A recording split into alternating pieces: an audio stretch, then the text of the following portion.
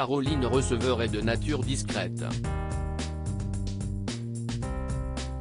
Mais de temps en temps, la businesswoman se plaît à partager son état d'esprit du moment avec sa communauté Instagram. Ce lundi 2 janvier 2023 par exemple, elle s'est confiée sur sa santé et son poids. À l'instar de son époux Hugo Philippe, Caroline Receveur fait attention à son hygiène de vie. Mais comme tout le monde, il arrive parfois qu'elle déserte la salle de sport et qu'elle se permette quelques écarts.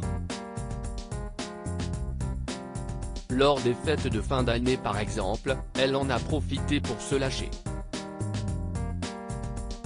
Mais ajouter à cela un souci de santé qui l'empêche de faire du sport et si est la catastrophe. J'ai complètement stoppé le sport à cause de ma toux qui a duré plus de 6 semaines, puis les fêtes. Autant vous dire que ma motivation est proche de zéro. Si est toujours compliqué de repartir à nouveau de zéro, alors qu'on avait trouvé un bon rythme, a écrit la jeune femme de 35 ans, en légende d'une vidéo sur laquelle elle fait du tapis de course. Voyant que cette séance était très compliquée, la maman de Marlon, 4 ans, s'est fait une promesse. Celle de se discipliner à nouveau et de garder un rythme de minimum 3 séances de sport par semaine. D'autant que je me suis bien lâché pendant les fêtes et je ne me sens vraiment pas au top. Ce n'est pas tant une question de poids, même si je sais que j'ai pris facile 2 kilos, mais de ressenti. Je me sens lourde, ma peau est terne, bref. Se lâcher fait du bien, mais se reprendre en main aussi, a-t-elle poursuivi. Caroline Receveur a ensuite dévoilé qu'elle marchait à un bon rythme avec le tapis de course incliné durant 1 heure, tout en essayant de ne pas se tenir pour que ce soit davantage physique. Nul doute que ses efforts finiront par payer et peut-être partagera-t-elle son évolution avec les internautes.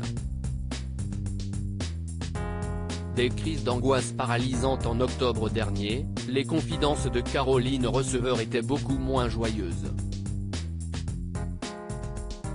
Elle était revenue sur ces angoisses qui la paralysaient parfois.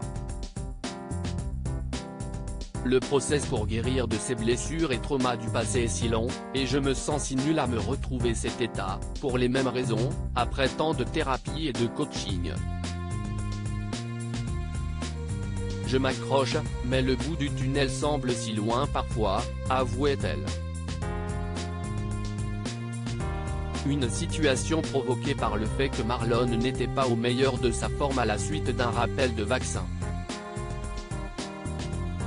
Une fois le vaccin fait, je suis en attente de ce qui va se passer.